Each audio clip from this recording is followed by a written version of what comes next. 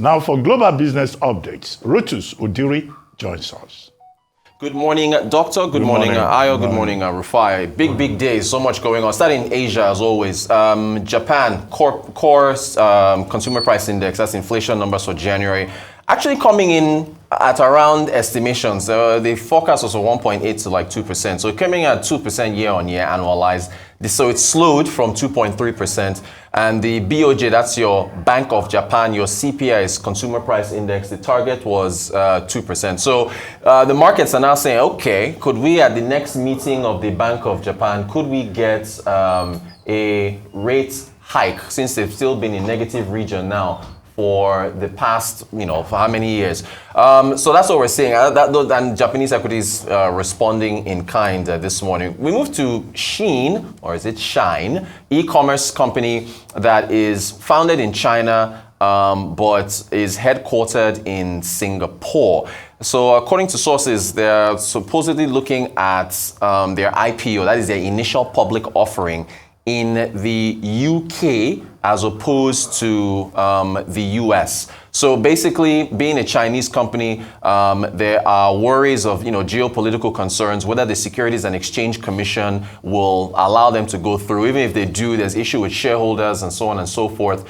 And they were looking at a valuation of anywhere from $80 to $90 billion if they were going to list in the United States. But now they're looking at a valuation that's almost half of that, anywhere from 40 to 45 billion. There were two charts I didn't put up yesterday. I kind of forgot how to. When I was talking about, we were talking about listing on the UK versus listing in the US, and how we're talking yesterday about how the head of the London Stock Exchange wants to see more pay for executives because they're all moving to the US. So there's a couple charts. We look at investment as a percentage of GDP. I hope we have the chart. There we go. We do have the charts.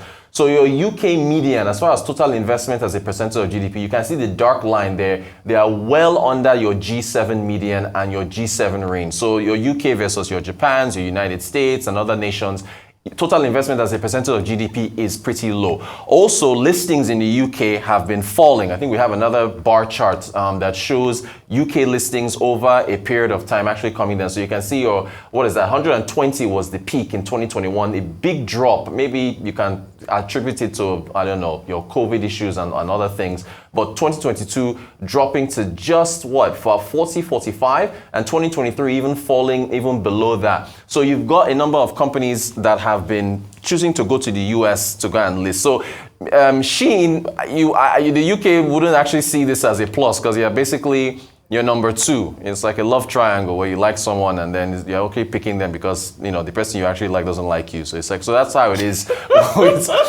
the UK and the US stock markets. So that's there. Okay, we move on from there to I think Australia, where gas prices have come down to pre-crisis levels BYD, I'm sorry, BYD, we're still in Asia. So BYD, the electric vehicle company, is rejecting the European Union claims of subsidies coming from China that has helped them gain market share. So essentially they've been saying, nope, it's not because of that. We're actually just doing the work. I think that we even have a quote from the BYD's European president. Here's what he said. He said, our success is not because of the subsidy, it's because we have unique technology and our management efficiency is high. It's because we invested in this technology much earlier, much more than our competitors. It is not because of the subsidy. So that's what BYD is saying, because the European Union is still investigating things. All right, now we get to gas prices. So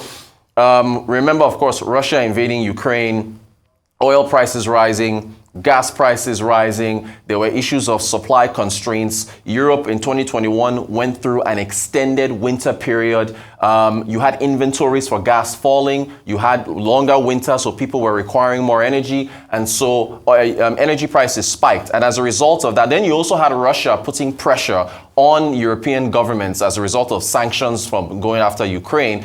They were limiting supplies. Russia is a very diversified economy. Natural LNG, gas is part of their main exports to Europe, with Germany being one of their biggest customers. So by limiting that, you saw energy price, and also as a result of that, there was a pass-through effect on inflation, where inflation was rising. France, Germany, Spain all had to use energy subsidies in order to reduce prices, even the UK as well. Well, now we're seeing that prices are falling back to pre-crisis levels. Why is that? Warmer weather, you've had inventories rising, and so there's a TTF, if I remember the acronym correctly, if you take a look at it, I think 23 euros 58 per kilowatt hour as at, Friday the 23rd, lowest level since May 2021. So this is good in terms of deceleration of inflation over in the Eurozone, which is at 2.4%, target is 2%. It's good for the consumer. But there's always two sides to these stories.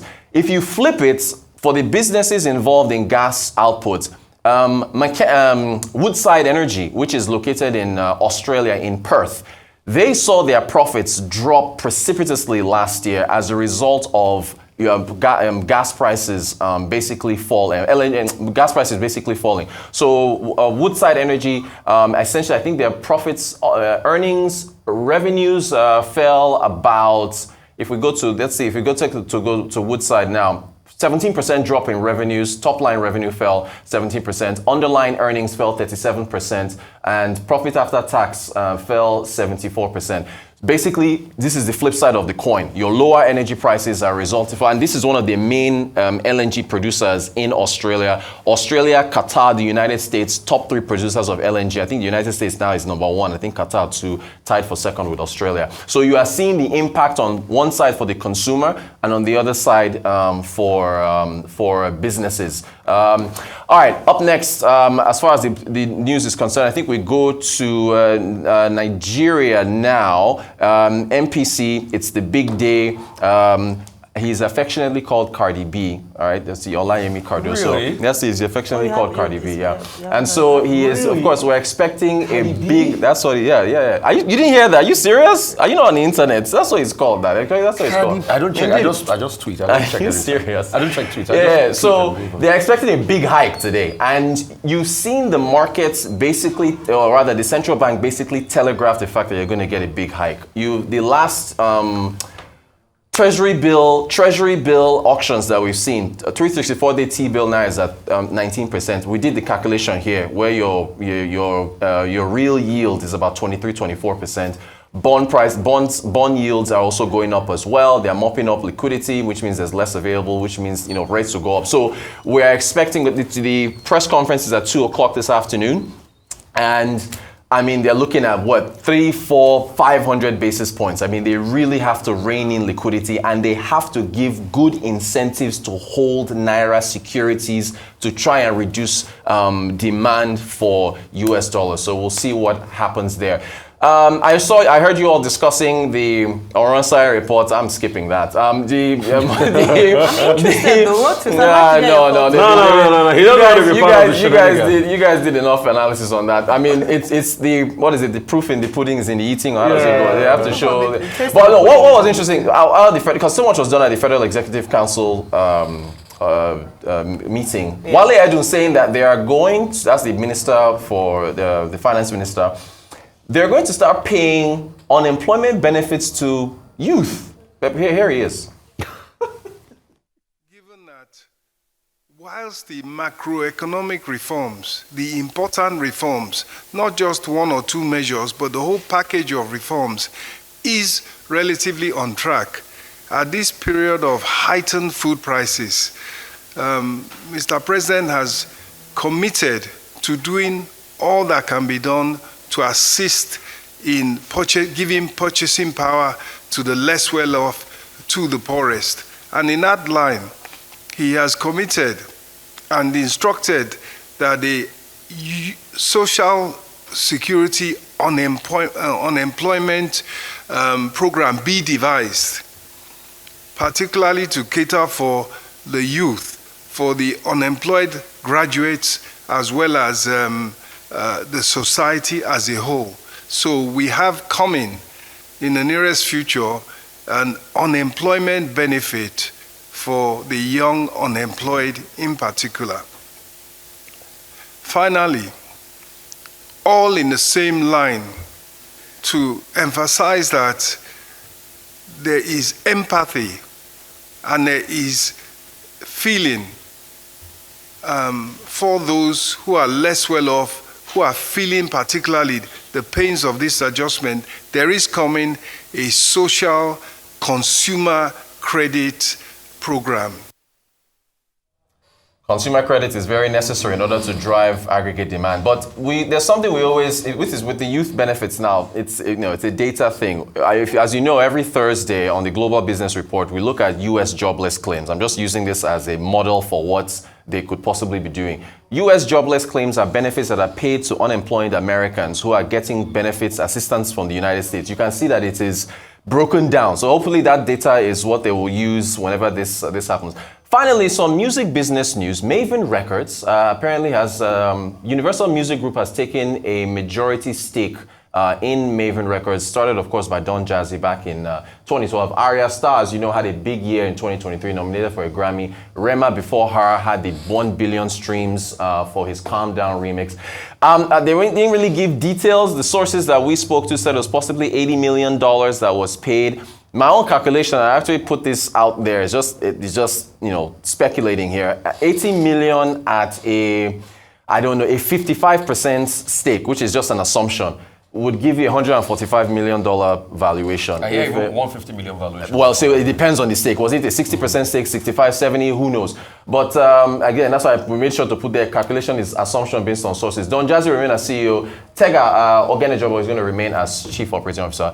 That is our news for today. Good one to Don Jazzy, and in fact, I would like to clap for him this morning. He built a business out of nothing. You know, Mavin started after his episode with the Banj, and he built it. Remember their first hit, Dorobuchi, and since then they have not, looked back. So congrats, Don Jazzy, you are the man. Probably you can bring him on the show. We'd like to see Don Jazzy. I reached out to Tega. Tega hasn't Don gone back Babaji. to It's Don Jazzy. Oh, it's Don Jazzy.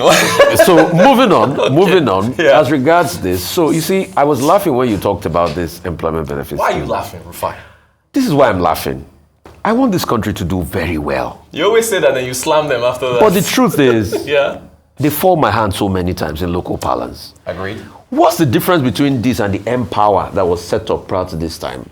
I even thought that was a better scheme, because you know what Empower will do? You will be posted to work in various places, you will add value, then you will get a stipend at the end of the month. But when the current, and what's the case about that humanitarian minister anyway? We've not heard anything. They're still investigating. Investigation. The sarcasm is heavy this morning. So, she stopped that one. She stopped the payment of Empower. And all of a sudden, we are going back to unemployment benefit scheme, and you're wondering what's happening.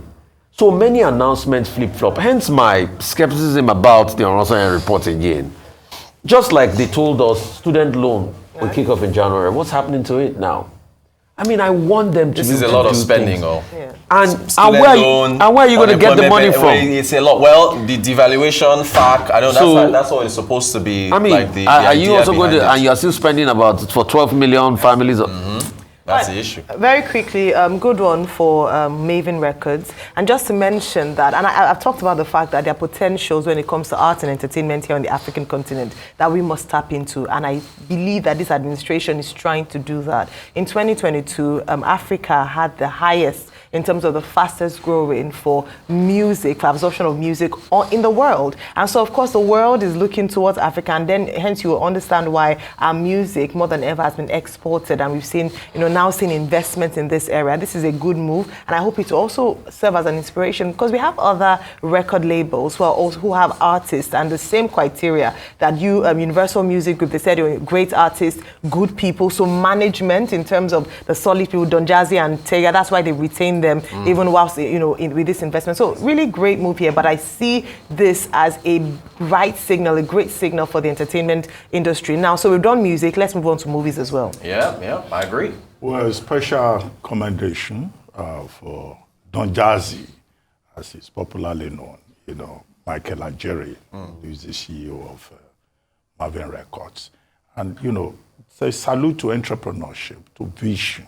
Young man established the company in 2012, and now he's become a global brand. This is not the first time that we have, international community taking interest in the business. In 2019, Panda Holdings also associated with him, and now you have another company joining him.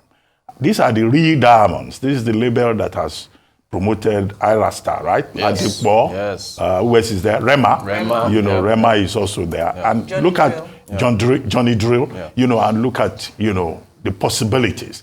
So these are the real diamonds that Nigerians talk about. And we just hope that government here will also invest in them. But it's good that, all these culture, creative sector people are internationalizing their skills. Yes. Whether it is music or it is in the movie industry. And the internationalization will help to add value, to deepen value, which was the experience that those in that industry before them probably did not have. Very quickly, as for Monetary Policy Committee, I think today would get the outcome. Yes. But please, don't join them in calling the CBN governor Cardi B. Before now, Emefiele was called Mefi. At least that looks like a play on his name. But Cardi B. For heaven's sake. In any case, I'm not a fan of Cardi B. I prefer the Anaconda one. That's Nicki Minaj. Finally, on a social investment program. Yes. Well, Mr. Edun was saying that there will be transparency, there will be accountability, and that what they are trying to do is to reinvent the social security scheme. There's also a consumer credit scheme. But the question is, if we say you are targeting 12 million households, that's a small fraction. And we just hope that they will not politicize it, that this will not be for APC members. Now, we addressed the question before, that is there a valid register? Thank you. Where is that National Social Register that they say is in place? So that you, at the end of the day, since they are not doing direct cash transfer, they must have a register. Now, Bosun Tijani and the Minister of Finance, they are saying that they will use BVN and NIN. Yes. How many of those people in vulnerable households have BVN? Thank you. Or NIN? So this is the the issues, opaqueness involved. Yeah. But I hope they'll pay attention to those issues and work out the details. Certainly. Thank you very much. Thank you. Dr. Bata, by the way, Don Jazzy is part of the Critical Bachelors Association. and since he's now a lot richer, maybe it's time for him to get married. Thank you, Rotus, for your time.